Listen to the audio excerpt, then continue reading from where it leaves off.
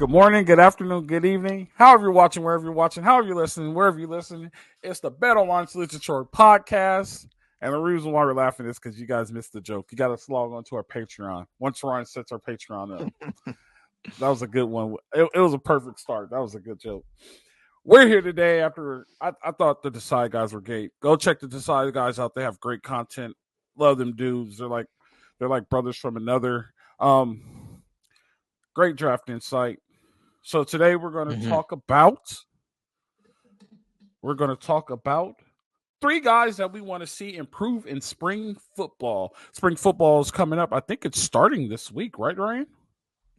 They've been doing like off-season workouts and training, but pro days Wednesday, and then like official, I think spring practices start after that. And the spring game is 4:20.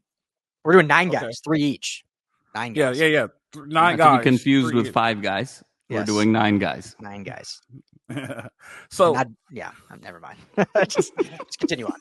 Fred's already annoyed with us. He's like, "Can I get my intro out of the way, please?" I'm not annoyed. I knew a joke was coming from Ryan, the one that's been on social media, and so like I was thinking the same joke in my head, but we can't say it because this is the radio show, so we got to keep it. We'll just keep it moving. Just keep it moving. You stay classy, Coach Rowe. Yes.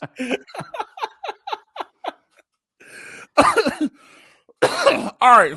So we got 3 guys each, which is a total of 9 guys we want to see improve. We talked about our list before. I really like this list. I think this list is really, really good. Did not talk about this before the show. Do you guys want to go around the horn, one each? Do you want to name all our 3 all at once? How do you guys want to do this? And we could jump right into. I'm sorry. I'm so rude. I apologize. Ryan, how are you doing today? Yeah, we're you good. You guys messed me up. You guys just throwing me all Threw you off your game. Threw you some curveballs, but I'm good. Yeah. All good. But yeah, let's go. Let's go one each. But I'm good. How are you, Jamal? How are you?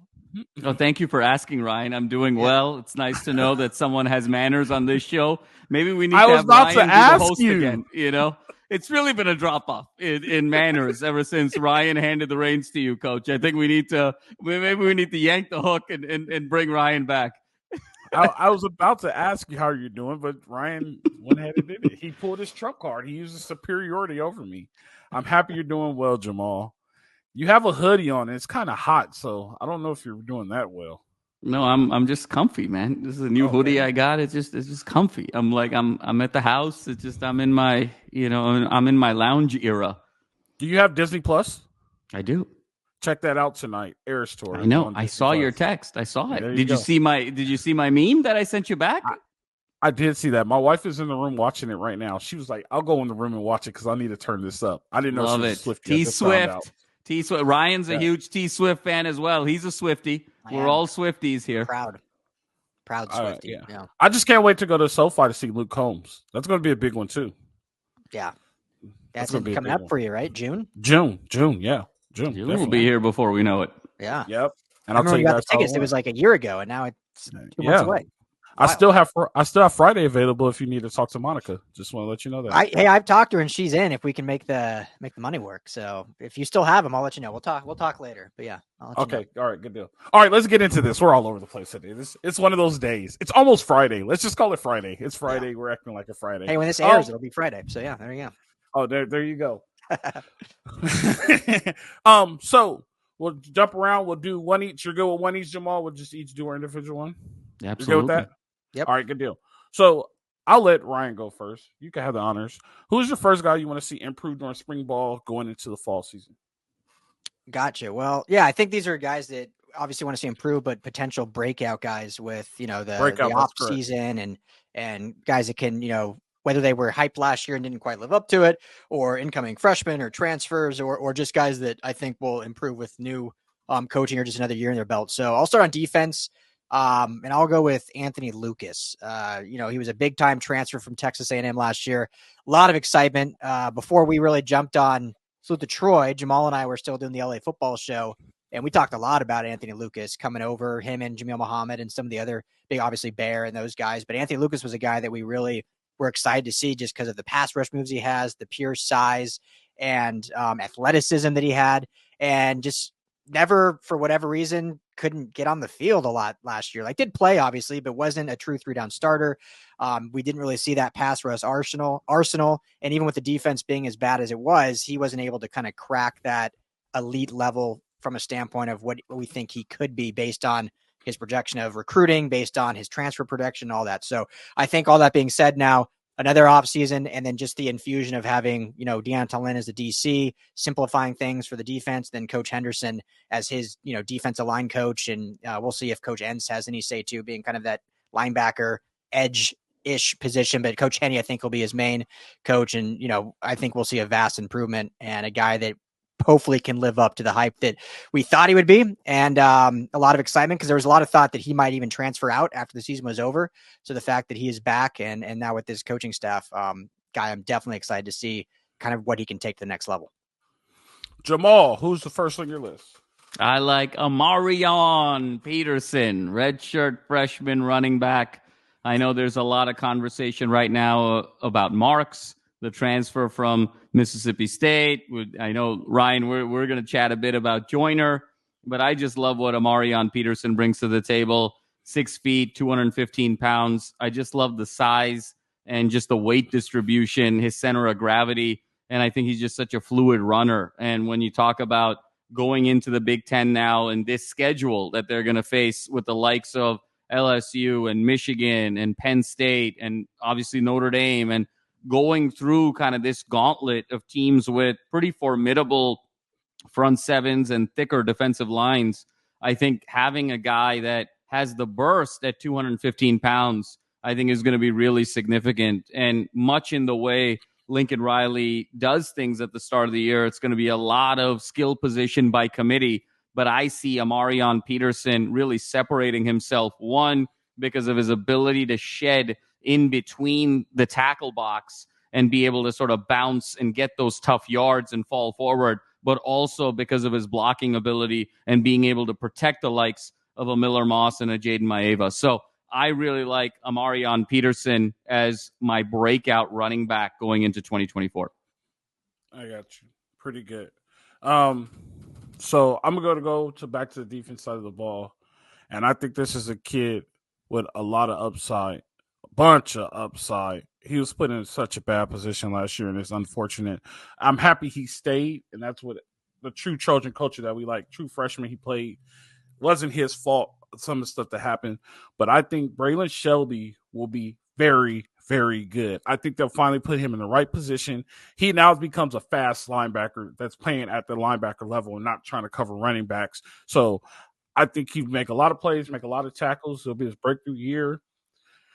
It all depends on this, how well he picks up the defense, right? If he picks up the defense, we can't be talking about next year being his last year, right? If he doesn't pick up the defense and have an average year, he'll be back.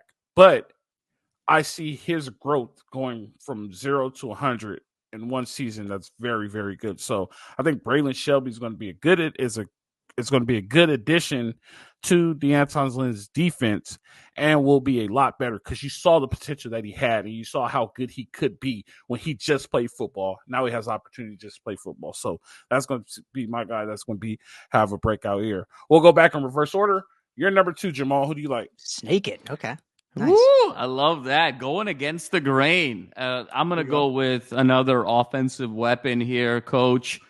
Someone that I've had my eye on now for a couple of months, who I believe is going to be wide receiver number 1 of this offense going into 2024, and that is Jacoby Lane. He is just effortless in every way, shape, and form. His 6'4", 6'5" frame, his just catch radius is phenomenal. The hands are just so soft, and his ability to get open, both in terms of kind of corner routes as well as kind of getting to the inside, I think is really significant, and really had very high hopes for him going into that Holiday Bowl, and he did nothing but exceed it. And he reminds me of that ilk of kind of the Dwayne Jarrett, and, with a little bit more skill, frankly, at this stage. And so I think the sky is going to be the limit here with a lot of these jump balls, some of these contested balls, and I think just his ability to sort of own going over the middle as well, I think is going to be a huge wrinkle to this offense. I think he can give you that possession element. He can stretch you a little bit as well. Just the versatility in the frame, to me, is going to make, Jacoby Lane wide receiver number 1. Dairou, what you got? Yeah, just not to add any more, but yeah, I love Jacoby Lane. I think a lot of people probably didn't know his name until he broke out in the Holiday Bowl, but absolutely it's going to be a force next year. So can't wait. I'll stick on offense, and it's always interesting talking about offensive line guys, but obviously we saw what it looked like last year when the offensive line wasn't as strong. And we've talked a lot about how, the last 2 recruiting classes, 5 offensive linemen each in the 23 and now 24 class. One of those guys being last year's Elijah Paige, which is like kind of the cream of the crop of that offensive line. Got some plays in last year. Big body, 6'7", like 310. And just a true freshman, will be a sophomore going in the next season. So really excited to see his development, within the system, within the same coach, same offensive line coach, and seeing what he can kind of provide. And, now having some different backs and different quarterback play. But hopefully he'll be able to come in and truly take over a starting role and not have a rotation like we saw a lot last year with the entire unit. But Elijah Paige, it's going to be very important for this offensive line, obviously, to build continuity and consistency. And some of that's going to start with the young Elijah Paige, who might be, the leader, even with guys coming back. Like, he might end up being kind of like the leader of this unit because he'll be the face of it, at least for the next 2 seasons. So big expectations for Elijah Paige. Yeah. So also the young kid from Grant too. I can't remember his name, but he's going to be very good too. That could be put on the honor roll. The other offensive lineman. He started some games. Come on, Ryan, help me out. What's his name? Come on. You're leaving me hanging here. Started this past season? Yeah, he started a couple games. True freshman. Polynesian. Oh, Lonnie Noah? Yep, there you go. He makes honor roll. He could have a breakout year too. Yeah, he did. He's I think surprised a lot of people because he played a lot more this year than people expected. So between him and Paige, they got really good size and good youth, obviously. Yep, there you go. So my number 2 that I want to see have a breakout year is another receiver. And this is going to give, you ready, Jamal? I'm going to go nostalgia on this. Mike Williams, Dwayne Jarrett kind of feel if this guy has a breakout season, right? He was supposed to be a tight end, but he ended up not being a tight end, right? So you get Big Deuce in there, and Deuce has a breakout season. You got 2 big 6'6" receivers on both sides of the line. You have a Dwayne Jarrett, Mike Williams type of offense now, and I mean, on paper, it looks like they're putting together a national championship roster, right? But paper doesn't win anything. But you got 2 big guys, and I think if like the biggest problem with Deuce was I think he was in his own head and he was young and he made a lot of young mistakes, dropped the passes, but then he'll go and make a play to make up for it, right? Like he got ahead of himself. It wasn't ever, I should put it like this. It wasn't ever that he couldn't do it. I think he just got excited that the moment was happening and then it got away from him. I think now that he's matured, that moment won't get away from him. I think he'll have a lot of big plays. He had a decent game in the Holiday Bowl. He dropped the one pass and he ended up catching the pass and all those great. Forced a fumble, Utah, so it's there. You see that it's there. The game will slow down for him. You got 2 6 guys out on the edge, man. You got, big options for Miller Moss. So I think Deuce is going to have a breakout year. And like I said, this is we'll get Dwayne Jarrett, Mike Williams part 2, and I'll be happy to see that. I'll put you in a good situation, especially going to the Big Ten, right? You don't have a lot of speed out on the corners besides Michigan and Ohio State. Minnesota's decent. You might get some Illinois, maybe Rutgers, depending on the recruiting class. Greciano always has a defense ready to play, but going to that, be a little bit better. He might be the guy. So that's my guy. So we'll snake it. Ryan, we'll go back to you. All right. So, I don't want to give the obvious names here because I think, it seems like in that secondary, we're going to obviously Kamari Ramsey, Arnold, John Humphreys, all the transfers over probably as of now, looking at the starters, obviously Jaylin Smith will be your nickel corner, but I'm really excited to see kind of Anthony Beavers and how he continues to improve. And obviously had a really, really strong Holiday Bowl after, being given a lot more playing time in that game. And so, probably not a guy looked at as a slotted in starter, but showed he can play in that big moment. And now with this new system, we'll see how much Anthony Lynn, Deanton Lynn, excuse me, how much he uses a rotation or whether he sticks with, his same, 5 guys or so on that back end. But I think Anthony Beavers is a guy that's developed well so far, even all things considered, with the coaching staff and with the secondary. And so with this offseason program, and we'll watch at spring ball, and that's what this is about, is who can break through based on kind of spring ball. I'm looking forward to see how he goes up against this, elite receiving class that is so young, and they've kind of come up together being in that same youth and that same class. So excited to see kind of him continue to grow and develop. Not saying he's going to be a starter breakout, but guy that could come in, especially if, there's guys get banged up at all, and show that he can, come in and have an impact. So excited to see what Anthony Beavers can do. Right. Correct me if I'm wrong, but didn't Anthony Beavers play safety and corner last year? Yeah, he played a little bit of both. Yeah. So he has a lot of value because if he's able to learn both, he could always be on the field. So, that he does have opportunity to break out. So once you said Anthony Beavers, I'm like, yeah, that's right. Like, he's one of those guys that he can help you a lot, no matter what situation. Corner goes down, Beavers get in. Safety goes down, Beavers get in. So that's a good deal. Jamal, go ahead. We've done a nice job here of popping back and forth between offense and defense. And for me, it's another defensive guy in that front seven. I know Ryan mentioned Lucas. You've mentioned Shelby. I really like Nate Clifton, the transfer from Vanderbilt. And when you look at his 6'5", 280 frame, a lot of athleticism, a lot of versatility there in terms of his ability to rush the passer. In the SEC conference with Vanderbilt last year, 5.5 sacks, 7.5 tackles for loss. He had 4 hurries, played against absolutely elite competition, and he's a little bit more of a mature guy. He's coming in as a graduate transfer. I think there's a leadership opportunity there to really buy in what some of the things that, Coach Henderson, Coach Lynn, all of these guys are trying to preach. So between the on-the-field versatility of being able to rush the passer as well as being placed in the different spots on that offensive line given situations, couple that with a potential to take on a real leadership role in developing some of these young guys and standing out in the locker room and really demonstrating that ability to go to the NFL. I really like Nate Clifton as being a huge impact player potentially for USC in this 2024 season. Do you guys know what the official summer drink of Boston is? The shandy, right? The shandy. Do you know how you make a shandy? Yeah, but I'll let you tell it. Go ahead. It's beer and lemonade.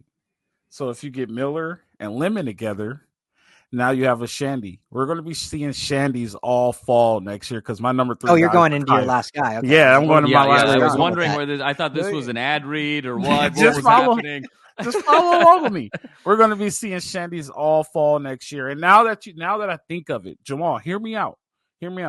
We got Mike Williams, Dwayne Jarrett, and then who is the other guy? Kerry Colbert or Steve Smith? Makai Lemon is that Steve Smith guy. Like, there you go. Those starting 3 receivers, like Makai. What Makai Lemon did in the Holiday Bowl is what we were expecting to see all season. The difference is, it looked like it was so normal to Makai Lemon. Like, it wasn't like, it was like, that's the guy we wanted to see. We didn't really he played corner, so we know he's athletic. We didn't really see him when I went to sell the San Jose State game. Didn't really see him. I saw him. He is bigger than people think. His arms hang to the ground and his knuckles rub the grass. He's a big frame slot receiver, which makes him a little bit extra special because if he gets any type of end around, he might be able to get those extra yards. He's going to get the reps now. It's his spot to lose. I want to see him break out. Like, pretty much, we need to see a lot of breakout from the offense because it was so much hero ball that we feel like, I think we're a little bit too comfortable in the defense. We should talk about that one day on the show. I think we're a little bit too comfortable now with the coaches, but the coaches don't play. And I say that all the time. Prime effect, Prime don't play. But the offense, they replace with younger kids that we always complained about, and they did a really good job. So Makai Lemon's sophomore year won't be a sophomore slump. It'll be a breakout, and I think this is another guy where if he has a year we're going to be talking about, is this going to be his last year? If he has the average year, we're going to be talking about, well, if he has a good junior year, is he going to go to the league anyway? So that's where I think Makai Lemon is the guy that has to break out. Guys, got any rebuttal? Anything to say about those? No, I love, Coach, I love your two offensive weapons. For Deuce, I kind of see Deuce a little bit more in that Drake London ilk, to be very honest, and kind of that hybrid, sort of almost tight end, wide receiver type that can just do a little bit of everything, long strides, incredible catch radius. And then with Makai Lemon, totally agree there, Coach. I mean, we talked about this earlier in the offseason. Is he a wide receiver? Is he maybe a running back? Is he maybe a safety? Is he, even sort of a tight end in a weird way, and playing small ball? I mean, it's a very unique body type. And so I think he's going to be a real matchup problem on the outside for a lot of folks. And I think it's just going to be a matter of how Lincoln Riley incorporates him in terms of number of touches. Oh, yeah, you're going to say it. Go ahead. Oh, yeah. I was going to say, if you're in the Mightier 1090, thank you for joining. We appreciate you guys. You're on it. Well done. Yeah, absolutely. Well done. No doubt about it. Sort of the fake ad read and then going right. And he's like, listen, Ryan, I got it. All right. Don't test me. No. So that was Reggie Bush, Oregon State fog game right there. That's what happened.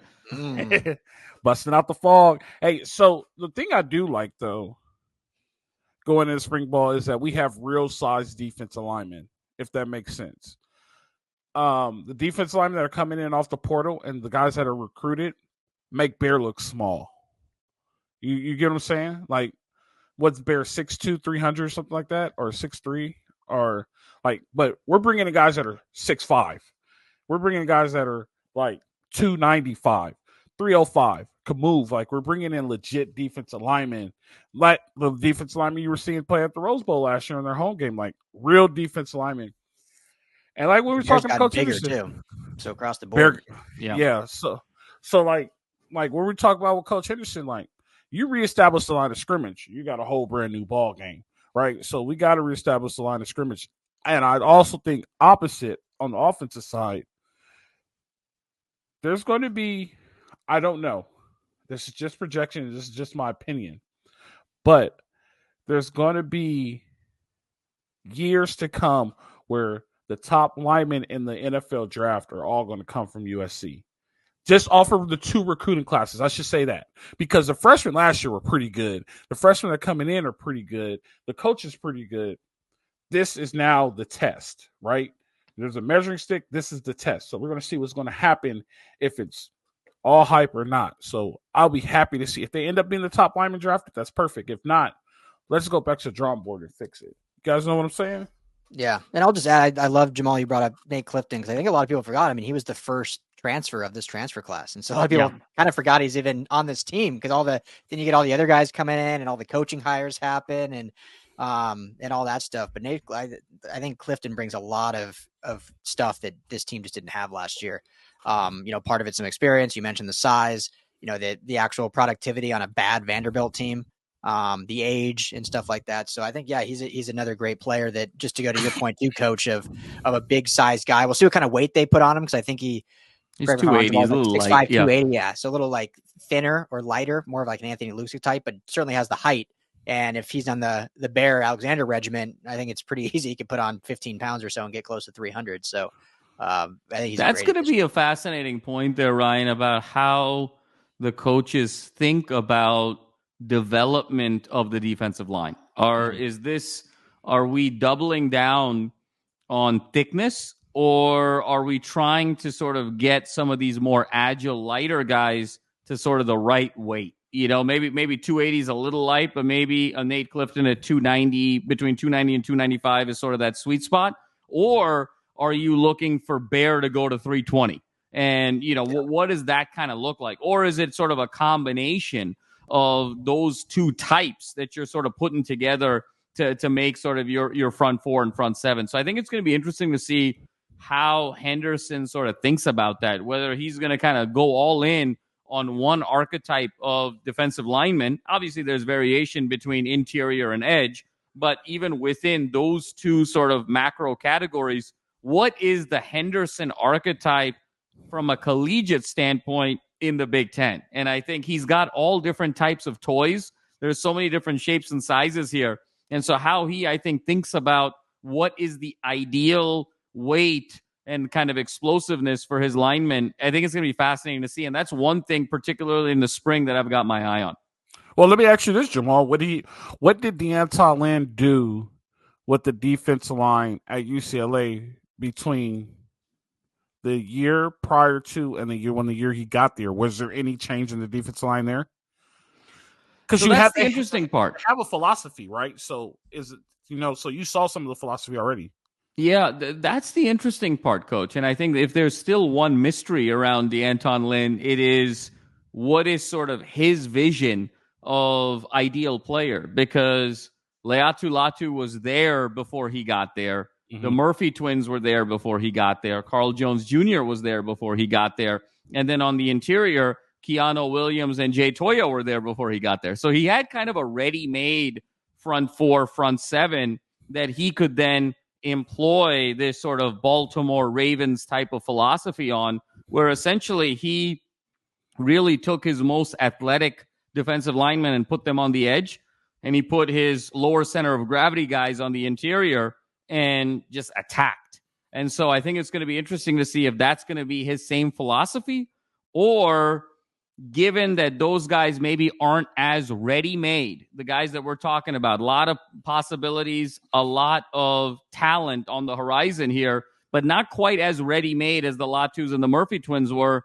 So how does he develop that? And is he trying to go to those lighter on your feet, I can stand up but also put my knuckles in the ground, edge rushers, and then kind of the more lower center of gravity guys on the interior? Or does he actually have a different vision of his ideal type of player, and he just kind of made it work at UCLA because they were a veteran roster? So I think that's going to be really interesting to see. That was what UCLA ran truly his vision, and he was just blessed with great ready-made players? Or was it a variation of his scheme that now that he gets to sort of mold and shape these guys as prospects, we're going to see some sort of variation of what truly is D'Anton Lynn's defensive philosophy?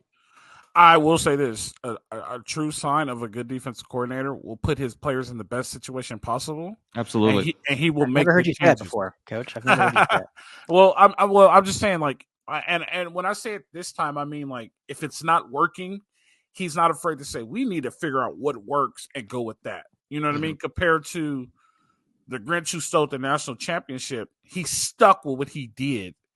And he have the spread offense mentality, but you can't do that on defense, right? You got to be like, we got to figure out how to make this work. If we got to dumb it down and do whatever we could do, we need to do that. But that makes sense. Yeah, I hope D'Anton was like, wait, we got a problem. Let's fix it. And let's try to find the problem. And let's go from there. And whatever makes these kids flow, then we could do it. So that's what I'm hoping to see. And hopefully he's smart. And I think Coach Henderson, a pro guy, like, hey, man, we need to scrap this. Like, we got enough. We got Ince, who's a national champion. We got Henderson, who's a Super Bowl champion. We got a former defensive coordinator in the defensive backfield, right? And then D'Anton Lynn is an old pro guy. So, I mean, the right decision should be able to be made. So that's all I'll say about that. You guys got anything else before we wrap it up out of here? No, I think I'm really excited, to see some actual play. And spring ball, we're just about a month away from the spring game, so we'll be able to actually see in action some of the stuff deployed. I mean, we've been talking this is what the defense could look like, let's get excited about it, but we'll be able to see it. It's against your own guys, but we'll be able to see it. So excited for that. And obviously we'll have a lot of stuff leading up to it, so good stuff. One thing I hope passes, and I hope it eventually passes, it's in legislation right now, is scrimmaging other schools in fall camp. And so you could scrimmage. I saw that, yeah. You could scrimmage your regional schools. So like SC could play like San Diego State, Sac State, Cal State, San Luis Obispo, and things like that. Hopefully that passes, and I think that makes them a little bit better. We also have advantage if we had a spring game in December. I mean, I'm still gonna call that a spring game. So wouldn't it be fun if USC and UCLA could scrimmage before the season? And you have sort of that barometer that they kind of know where they stack up with each other, and then the season becomes, how they sort of evolve from that. That would just be so fun. Or this is how I would do it, because that would be fun. I'm not going to take your idea. That would be exciting, and that would sell out even if you could do it in the spring, that will sell out.